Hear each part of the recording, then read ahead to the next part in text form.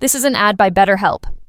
BetterHelp recently surveyed over 16,000 people and found that while 75% of people believe it's wise to seek support, only 27% of Americans are in therapy, and people stay silent to avoid being judged.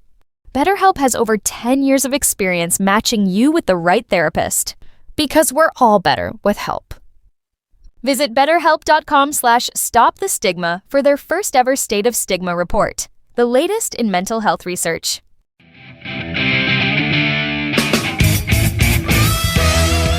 Welcome to the Law Enforcement Today radio show. I'm your host. My name's John J. Wiley. In addition to being a radio broadcaster, I'm a retired police sergeant. For the latest news articles and much more, check out our website, letradioshow.com. In the Law Enforcement Today show, we'll be joined by special guests. We'll be talking about their experiences and issues affecting law enforcement officers, first responders, their families, their community, and victims of horrendous crimes. Be sure to like us on Facebook. Our page is Law Enforcement Today Radio Show. Check out the daily articles on our website, letradioshow.com. And while you're there, download our free app. Calling us from Gwinnett County, Georgia area, Tony Tiffin on the phone. Now, Tony is not a law enforcement officer.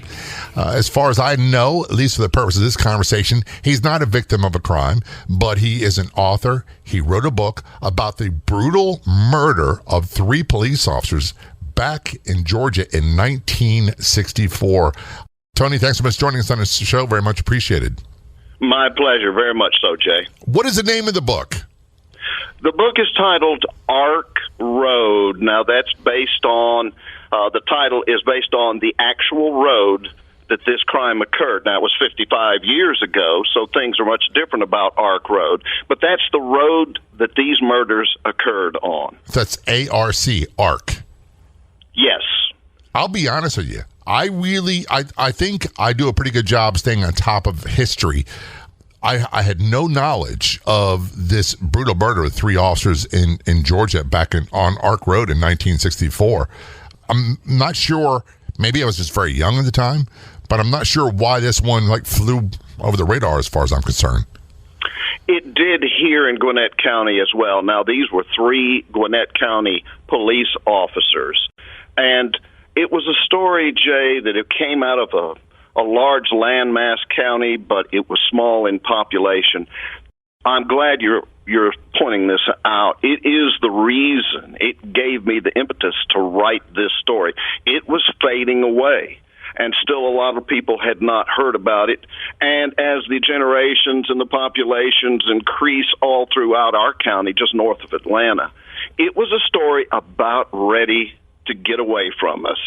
And so I felt I could not allow it to happen. I could not allow the brutal murder of 3 police officers slip away into history. So that's why I started the journey, and it was a tough one. I could not write this story today if I was to start on it, because many of the documents, many of the people that I interviewed over that 10-year period have gone now. And when documents start disappearing, history starts disappearing. I just simply could not let that happen. And that's why I remember this crime when I was just 10 years old. I was right down the street from where it happened, and it never left me. And finally, when I started doing public service articles in the local newspaper, it dawned on me I had to do something about this. And when I started looking at it, there was nothing to find. So I really had to start digging deep. That's why it took 10 years of diligent research to get this story out. I'm glad you did. Before we get lost in the conversation, which I can tell is already going to happen, where can people get the book, get more information about it? Well, Amazon is your go-to bookstore, it seems, these days, and that's where you can find it, on Amazon.com, of course. You can also read the preface, the prologue, and other reviews and see if that's something that your listeners might like. This was a passionate story to me. The way I came into it was always a passion to me. How on earth, when a police officer in the line of duty is injured in the field, a community suffers. When a police officer is murdered in the line of duty in the field, that community suffers a loss they will never ever regain. And Ark Road and my research prove that to me daily. These people still cry 55 years later. And when I say these people, I mean family, immediate family, and friends of those three officers. So it hurt Gwinnett County to the point to where folks stopped driving through Gwinnett County. And it's still to this day for those who know it, and that number is shrinking. Hopefully with Ark Road out into the public domain, they'll start to see the sacrifices that police officers take. But the You made story a great point. I'm going to interrupt you real quick. Just horrible stuff. Yeah, you made a great point. And part of this is, I recently had a guest on the show named Patty Tedesco. Patty's brother was a police officer in Lodi, New Jersey. He and Sergeant Volk were brutally murdered in a place called the Angel Lounge in Lodi, New Jersey 50 plus years ago. And people in Lodi still remember that. And Patty talked at great length about how this impacted her family, and they never got over it. When you say it has a deep impact on a community, you are not making an exaggerated statement. It really does. Jay, I heard about it day after day after day. And the impact that it has on the communities, I wrote in Ark Road from the family's perspective.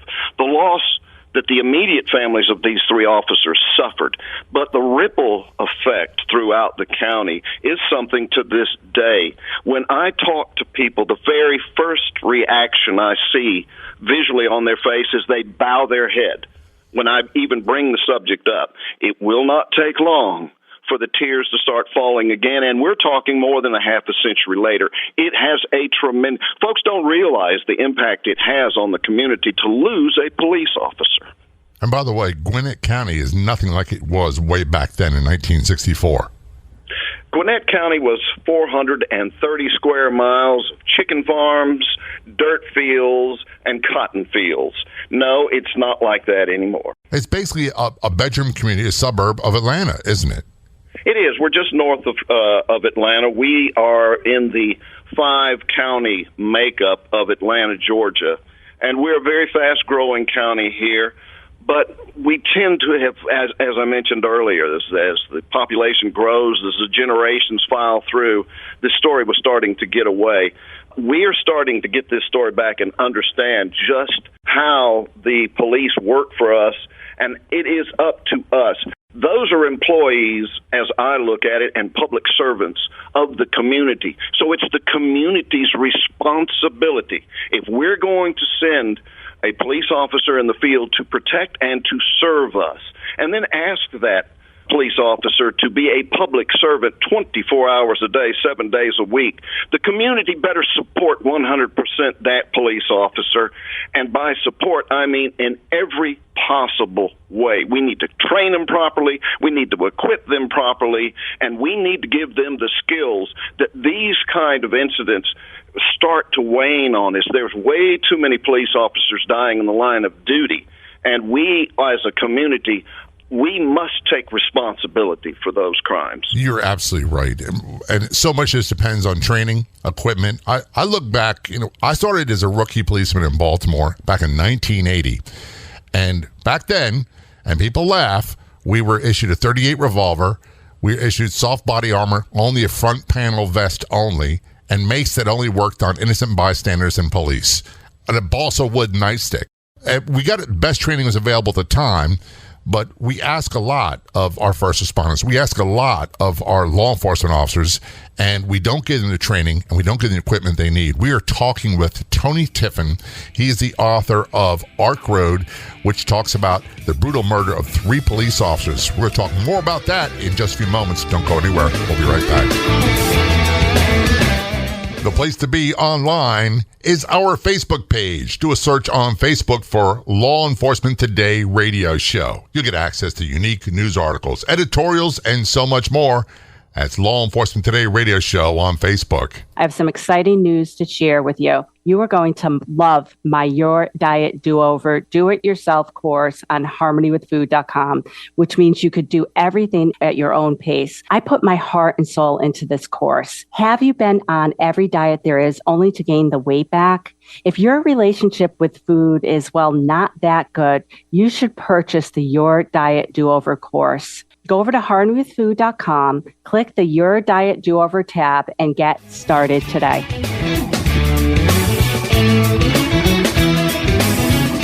Remember to check out our website for news articles, past episodes of the podcast, download our free app, and much more.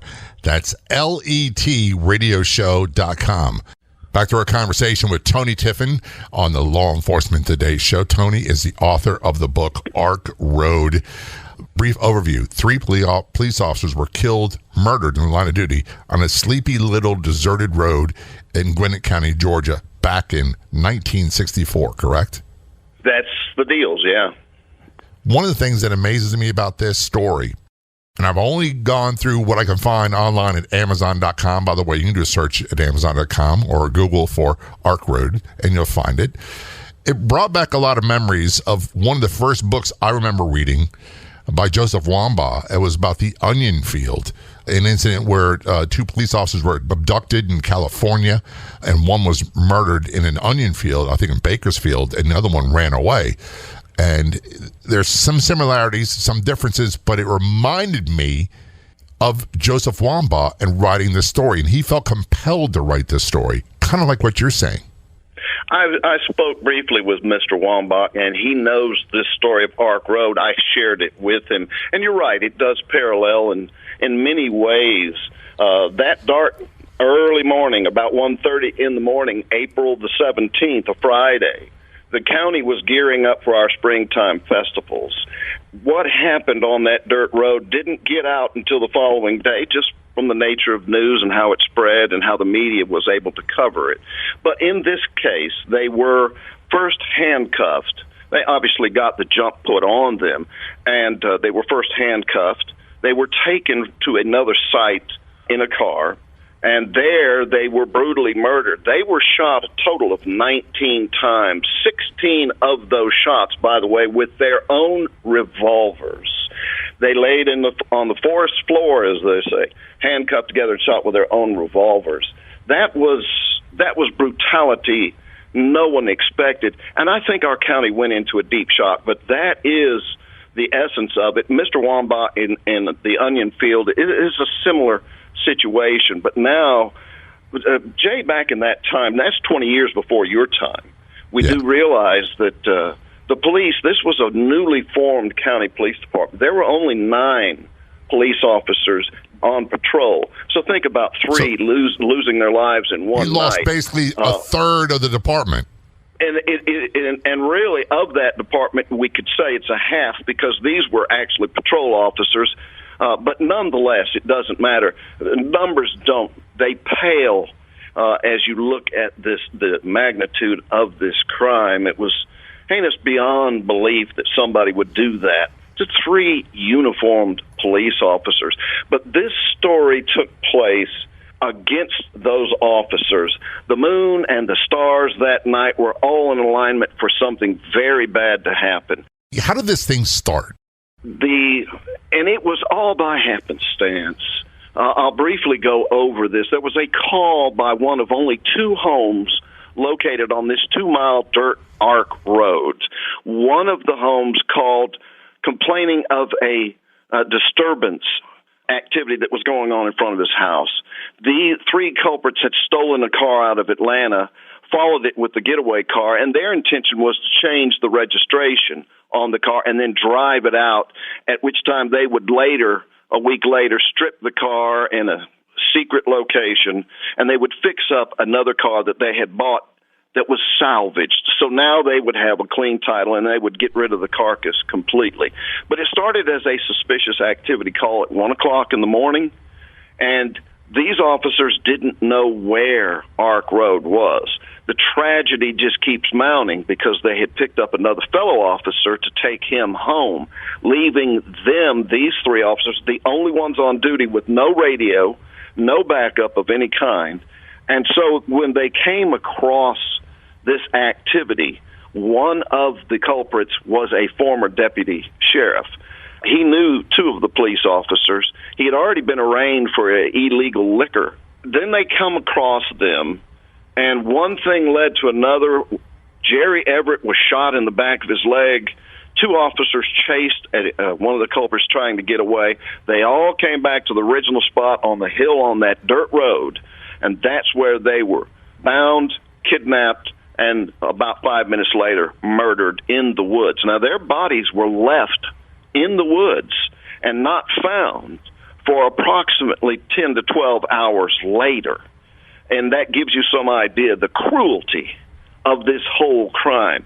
When these culprits shot 3 uniformed police officers and left them in the woods, when they were discovered the next afternoon, of course, rigor had already set in. And it was a sight that was plastered all over the Atlanta Journal-Constitution front pages of the crime scene photos. One of the suspects, and I have a thing where I just don't like talking about them. I don't like giving their names out. I don't like giving anybody any publicity that's done horrendous things. But one of the guys you said was a former law enforcement officer that got into a jackpot for illegal liquor. And when they rolled up, they knew this guy. The 2 of the officers knew this guy, and they were having a conversation like, "Hey, Fred, how you doing? What's going on?" That kind of deal? That's the kind of deal, although they suspected something was wrong, because all the bad guys were wearing white gloves. So the officers that night, now they weren't trained like you all are trained now, but the officers that night thought something was funny about them wearing white gloves and had assumed that they were stealing the car. But in that day and time, there were no cages in the back of patrol cars. And honestly, these officers did not handcuff the 3 culprits, but left them standing in the street alongside of them, dark night, and that's when they got bested. But things were a lot more lax than that, and I think it could be, Jay, because the bad guys did hold a certain respect for law enforcement at that time. All too often we hear in the news media and social media, the officer handcuffed them and then released them later on. Back when I was a rookie, we only handcuffed people if they're being arrested. And then towards the end of my career, when dealing with someone you weren't certain about, you would handcuff them just to make sure everybody was okay. People would get upset. They'd blow out of proportion. Now I see why. Usually these things change because of horrific incidents like Ark Road. The 3 suspects were there standing. They weren't handcuffed. The 3 officers were there. They weren't prepared for the violence that was heading their way. No, and it did surprise them quite a bit, because this just wasn't the norm, if I can say that, about how bad guys acted back in that day. Now, Gwinnett County was not pure, not by a long shot, but these folks did have a certain degree of respect. I'm saying these folks, the law enforcement community, had a certain degree of respect from the community, but obviously that respect didn't exist on that dirt road that night. It took, indeed, 18 months for them to adjudicate this crime by putting 2 guys, giving them a death sentence, but that was later commuted. But still, 18 months, these guys said nothing. Therefore, the DA and our local district attorney was able to say to them, well, there's your conspiracy. They tried to hide it. They tried to cover it up. So we're going to throw the book at them. But when they finally did catch them, I spoke with one of the chief investigators with the Georgia Bureau of Investigation. We are talking with Tony Tiffin, author of Ark Road, about the brutal murder of 3 police officers in Gwinnett County, Georgia, back in 1964. This is a Law Enforcement Today show. Don't go anywhere. We'll be right back. Have I got a deal for you? No, I'm not trying to sell you a bridge or swampland. Enter contests for your chance to win great prizes by subscribing to the Law Enforcement Today radio show email newsletter. All subscribers are automatically entered in all future contests. Sign up at letradioshow.com. Scroll down to the sign up area. That's letradioshow.com. And if you're on the Clubhouse drop-in audio chat app, be sure to look for me and follow me. My name's John, the letter J, Wiley, W-I-L-E-Y. You can also search for at LET Radio Show. That's John J. Wiley, W-I-L-E-Y, at LET Radio Show on the Clubhouse drop-in audio chat app. Turn our conversation with Tony Tiffin. Tony is an author. He wrote the book Ark Road. You can do a search on Google. Go to Amazon.com. Look for Ark, A-R-C Road. It's about the brutal murder of 3 Georgia police officers back in 1964. I get, Tony, when you say that it was a different era. People seemed, at least in your area, Gwinnett County, Georgia, back then, to have a little bit more respect for law enforcement than they do nowadays, and that we have so many shootings being reported. On law enforcement today, we have so many news reports. A little research. Far more officers were shot and killed in the 70s and 80s than happened today. I don't know if we're more aware of it. I don't know. It's more politicized. I'm not sure why, and I really don't want to speculate. But back in this area of Georgia, back in 1964, to have basically a car stop involving a stolen car, which in the big scheme of things is not a huge issue. It's unheard of for police to be shot and killed by car thieves. And the way, the mechanics of the crime, Jay, to handcuff these three officers together, to kidnap them, essentially, to take them to a different place, then to march them into the woods and do what they did. It was a devastating thing. Now, you made a very interesting point, and let's hope those numbers of officers killed in the line of duty continue to dwindle. And I know I heard you said you didn't want to speculate, but Jay, when a police officer is killed in the line of duty, my feelings are that we learn. We're not going to let that police officer just fade away in vain. We're going to take what happened, and we're going to learn from that, and we're going to train our recruits, and we're going to bring all of this out in the academy, and we're not afraid to talk about these kind of things, and we're going to equip, and this is part of what the community's obligation is to our police officers. We're going to train them based on what happened on Ark Road that night. We're going to train them based on what happened in L.A., what happened in Miami, all the things that your listeners know about. And with that training, hopefully, we won't repeat what was the end of watch for these three officers in particular. So we use their experience, and with that, their memory, the goodness that police officers are, will never die from the scene, and that's again brings me back to Ark Road. Ark Road is a learning experience for all those recruits and all those blessed men and women of law enforcement who are already out there that can still learn. And as I said, Ark Road to me is not a story about murdered cops.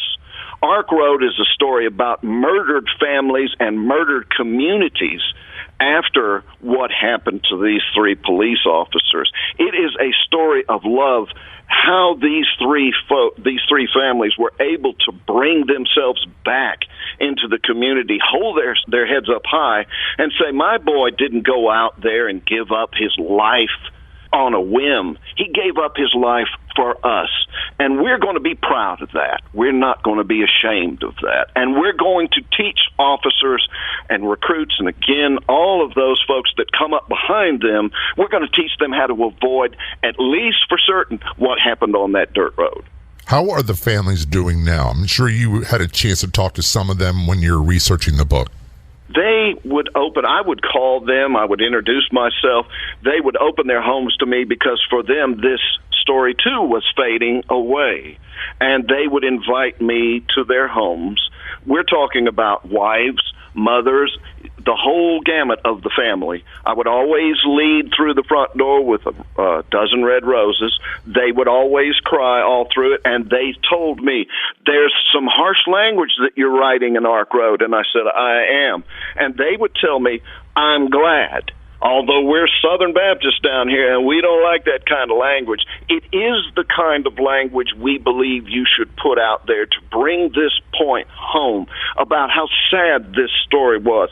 And beyond all others, let the folks know this is not a story of cupcakes and ice cream. This is a story of cold-blooded murder times 3. And yes, those police officers made some very, very grievous mistakes that night. It cost them their lives. There's no doubt about it. And those families said, you be sure and tell them that too. Absolutely. We don't want you to hide it.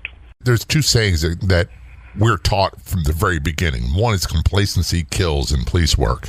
And the other one is simple mistakes can oftentimes cost you your life. When you cut a corner, when you don't do one thing you should do. And here's a perfect example. we have situations where someone's been arrested and you do a quick cursory pat down before they go into what they call the wagon and get transported to the district where they're booked. And then they get searched again in depth at the district, and the desk sergeant or someone else, a turnkey, would find a gun in their pocket. And that one moment where I didn't frisk the person as well as I should have could have cost me and others our lives. All mistakes that were made on Ark Road. And we've all made those mistakes. I don't know if anybody's worked in law enforcement that has not made that mistake at least once. And, you know, you said earlier, and I can't let this go, Jay, you said you don't want to hear their names, the culprits' names, and I don't care to repeat those names. They're in the book. They have to be. They are of record. But there are three names I want your listeners to know. That is Ralph King Davis, Jerry Reed Everett, and Marvin Jesse Gravitt. Those are the three officers that gave up their lives. They certainly didn't mean to do it, but they gave up their lives doing their normal duty. And when a man from the community called up and said, we got suspicious activity out on the road, well, who are you going to call, number one? And number two, who's going to respond? And they did their job that night, and look what it got them. And by the way, back then, I did a little reading. Back then, Gwinnett County, Georgia, these men that went into law enforcement had very little training. They were given very little equipment. They pretty much had to buy everything they had, including, from what I understand, the bullets they carried. They did this job because they really wanted to serve, and they did it under really adverse circumstances. They were left alone that night. There was no backup. Jerry Everett carried what he called his little bug. It was a one single-shot Derringer that he had gotten a couple of weeks ago at a pawn shop before his death, of course. He was showing it off to a restaurant owner, proprietor, that night of the murder when they got called. They were having their evening meal. Their shift began around 4 o'clock and ended the next day around 2 in the morning.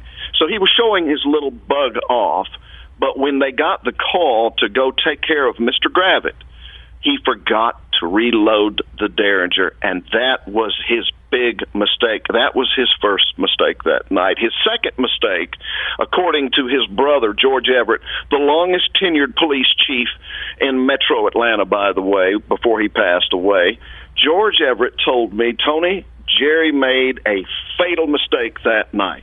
He's my brother. I admired and respected him to no end, but he turned his back on a felon waiting to get the upper hand. And that's what cost him his life. When he turned his back, that felon grabbed his gun. And a gun grab wasn't tough back in those days because you had no restraint strap.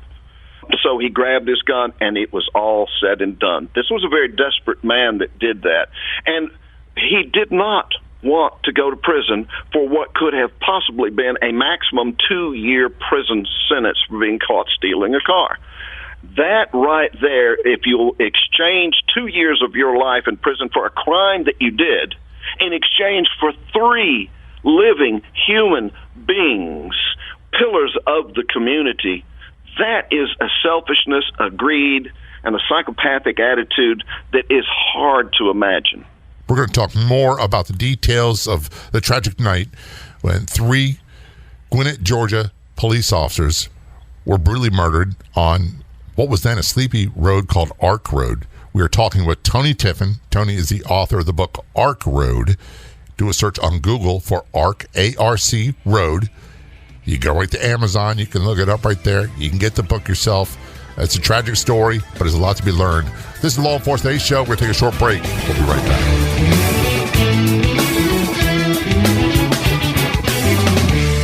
Are you wondering where you can find more great podcasts? Head to letradioshow.com, click Be Heard, and discover other fantastic podcasts like this one. Also available on our free app, all at letradioshow.com.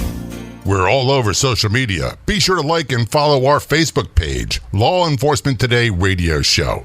We're on Twitter. Follow us at LET Radio Show Podcast. And on Instagram, look for LET Radio Show Podcast. Of course, don't forget our website, letradioshow.com. See you there. The This is Law Enforcement Today show. I'm John J. Wiley, retired Baltimore police sergeant, joined by Tony Tiffin, calling us from Georgia. Tony wrote a great book called Ark Road about the brutal murder of 3 police officers, and back then was a sleepy county of Gwinnett County, Georgia. Now it's a booming area, suburb of Atlanta. You can get more details. Just Google search for Ark Road, A-R-C Road, written by Tony Tiffin. In the story, you had 3 police officers. Now, one of them wasn't feeling well. They're taking him home. And there was no radio, no backup. Really, they didn't have the things that everybody would expect nowadays. And these brave men went out and did their job anyway. They got a call for suspicious persons and turned out to be a stolen car, which in and of itself is not a big deal, right? In and of itself is not a big deal. It wasn't in Gwinnett. Cars were stolen out of Atlanta aplenty and dumped in Gwinnett. Usually they were stripped. That's right. Not a big deal. Well, the funny thing is, and it's not funny as in ha-ha funny, but I've been shot at 4 different times where it's really, really close. And the very first one was 2 kids in a stolen car. And that was my very first exposure to being shot at. So we hear people say all the time, officers involved shootings, and it was a suspect in a stolen car, and they're like, the police overreacted in their minds. It's just a stolen car. It's not a big deal. It's just a kid. Well, here's 3 men in a stolen car. Not a big deal. And they were willing to brutally murder 3 police officers to get away with it. It was unheard of at the time, and I think today, if you were to open up the paper and on the front page, you would see 3 county police officers handcuffed and shot 19 times in a desolate stretch of woods on a dirt road. I think it would be just as shocking. You know, I don't wish it or anything, but any circumstance, I'm shocked when a police officer is shot and is recovering in the hospital. I'm beyond words. That's why it took me 10 years to write this story. I'm just beyond words that somebody would do that to a police officer, let alone 3. And today the news would be just as horrible, I'm sure. And the amount of violence that people inflict on each other, I thought I was prepared. I thought the police academy did a good job preparing me for what I was going to face on the street. And the truth is, nothing can prepare you for the amount of violence that people inflict on each other. And people doing it to loved ones. And so if they can do that to people they supposedly love, including children, they can certainly do it to you. John, I'm sorry, Jay. John or Jay, don't matter. You can call me Jerry, too. I don't care. Well, that's my bad. I don't do that. There was Officer Antoine Toney of the Gwinnett County Police Department was brutally murdered 2 years ago. It was the first murder of a police officer since Officers Everett, Davis, and Gravitt were murdered back in 1964. He pulled up a normal traffic stop. He pulled up on a car that was stolen, and one of the culprits in the back seat of that car shot through the back windshield and murdered Officer Toney as he was approaching the car. He never saw it coming. We've got to stop those kind of things. Just a stolen car. Yeah, it was just a stolen car that led to the murder of a police officer. So now it sheds a different light on thievery and stolen cars and what people will do to avoid being caught. It just doesn't make any sense. I'll give you another quick example. Officer David Korn, 23 years old, had just gotten out of the Marine Corps, worked for the DeKalb County Police Department. In 1972, he was doing his duty in looking at a clubhouse and apartments. Someone came up behind him with a .380 semi-auto and shot him in the back of the head twice, removed his service revolver, and shot him 2 times more in the back of his head. That murder has not been solved yet, and it is the only unsolved police officer murder in DeKalb County. It does seem so simple, but it's much more than just a stolen automobile. It's society and what is wrong with society today. And people will use deadly force, and that's a police term, but people will shoot you over shoplifting. People will stab you over one of the worst things that we encountered as police was domestic dispute calls. Physical violence, domestic violence in the home, and you wind up having to lock, let's just say, the man up. And next thing you know, you've got the spouse who was abused and brutalized on your back attacking you as well. Those sort of things make absolutely no sense to the common person's mind. And I'm kind of glad it doesn't. Like my wife, when I tell her some stories, I don't talk about it often. When I tell her some stories about what I've been through, she goes, I can't believe that this occurred. Nothing in their mind prepares them for that kind of violence. And I kind of suspect that the 3 officers on Ark Road that were murdered that night didn't suspect that this could happen to them as well. No, of course not. And I rather think that most police officers, when they start their shift for duty, don't expect that to happen either. And that's why what you said earlier, we learn from these mistakes. Let me say something I take great pride in saying, Jay. The American Police Hall of Fame Museum and Memorial in Titusville, Florida, those folks, they have dedicated their lives there in officer training, in officer safety, in understanding what's going on in today's police environment. They've got not just Officer Gravitt, Davis, and Everett's names on their memorial wall under that rotunda down in Titusville, but the American Police Hall of Fame have over 9,000 stories on those walls down in Titusville, and each one of them is a lesson for existing police officers, seasoned veteran police officers, and recruits alike.